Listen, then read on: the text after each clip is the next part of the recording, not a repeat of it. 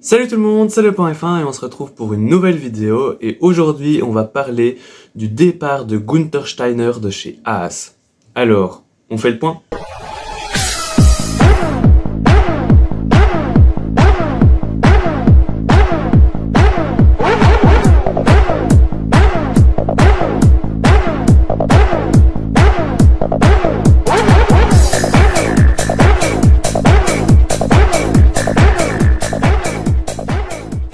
Dans cette vidéo, nous reviendrons bien évidemment sur les raisons d'un tel départ, mais nous parlerons aussi de l'homme qui a façonné une écurie en revenant sur son parcours professionnel.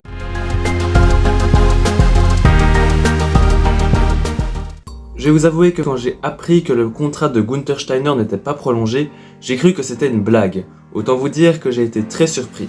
Günther, lui, il a appris l'info entre Noël et Nouvel An par un coup de téléphone de Gene Haas. Bon alors vous allez me demander pourquoi n'a-t-il pas été reconduit et je vais vous apporter quelques éléments de réponse. D'abord vous vous êtes sans doute aperçu que Haas avait terminé dernier au classement et ça Gene Haas il ne l'a pas trop bien digéré.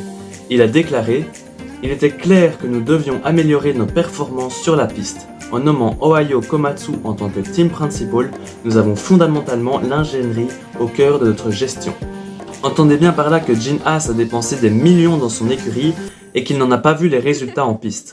Je suppose qu'en nommant un ingénieur en tant que team principal, il espère de meilleurs résultats. Il a également déclaré « C'était une question de performance, nous en sommes à notre 8e année en Formule 1 avec environ 160 courses disputées et nous n'avons jamais décroché de podium. Ces dernières années, nous étions 10e ou 9e. » Ensuite, en creusant un petit peu, on découvre que Gene et Günther étaient plutôt en désaccord sur certains points. Apparemment, Günther voulait que Gene investisse plus dans l'écurie car il pense qu'avec les moyens qu'ils ont actuellement, il est impossible de faire mieux au championnat. Et quand on y regarde d'un peu plus près, je suis plutôt d'accord avec lui. On sait que l'écurie Haas délègue beaucoup et qu'ils n'ont pas forcément les infrastructures dignes de la F1. Mais Gene lui pense qu'en gardant ce business model, il est quand même possible de faire mieux au championnat. Günther a déclaré « Depuis que nous avons ce modèle, la Formule 1 a beaucoup changé. Nous avons vu pendant le Covid à quel point la situation a pris de l'ampleur et à quel point la situation a été différente avec le plafond budgétaire.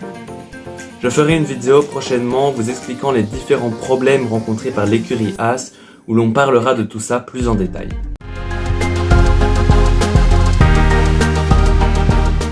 Bon, maintenant que vous connaissez les tenants et aboutissants sur le départ de Günther, je vous propose de revenir en arrière et de parler de l'homme qui a véritablement façonné cette écurie en y travaillant avant même qu'elle existe.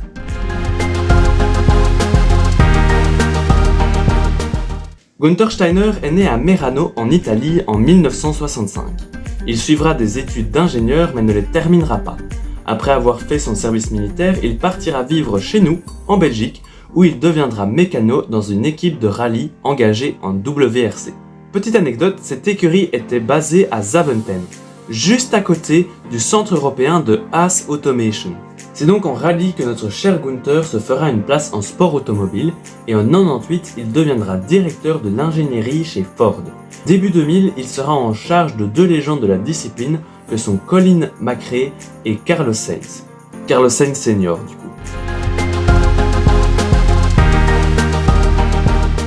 En 2001, Günther Steiner entrera en Formule 1 et deviendra directeur technique de l'écurie Jaguar. Et il ne le deviendra pas par le fait de n'importe qui, car c'est Niki Lauda qui le mettra à ce poste. Sous ses ordres, l'écurie fera des économies, mais malheureusement les résultats ne suivront pas. Il quittera donc l'équipe en 2003. 2 ans plus tard, il reviendra dans la même structure, mais qui ne portera plus le même nom. Car oui, l'écurie aura été rachetée par un certain Dietrich Mateschitz, et Jaguar sera donc devenu Red Bull Racing. Günther Steiner travaillera donc chez Red Bull au poste de directeur des opérations techniques, mais cela ne durera qu'une année car Red Bull va engager un homme qui a construit plusieurs voitures championnes du monde, et cet homme, c'est bien évidemment Adrian Newey. Dietrich Mateschitz va donc demander à Günther Steiner de prendre en charge la création d'une équipe de NASCAR. Après concertation avec sa femme, Günther part vivre aux États-Unis.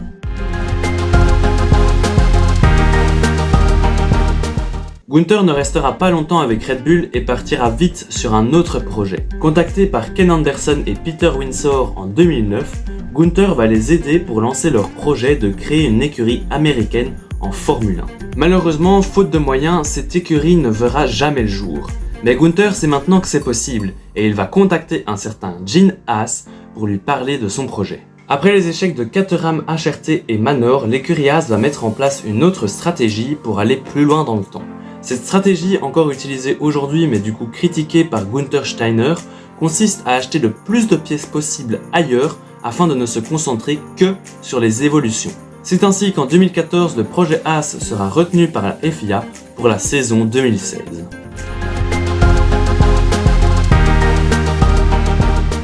Le 20 mars 2016, Haas marquera ses tout premiers points avec Romain Grosjean lors de leur première course. Ce sera donc la première arrivée dans les points d'une écurie américaine en Formule 1.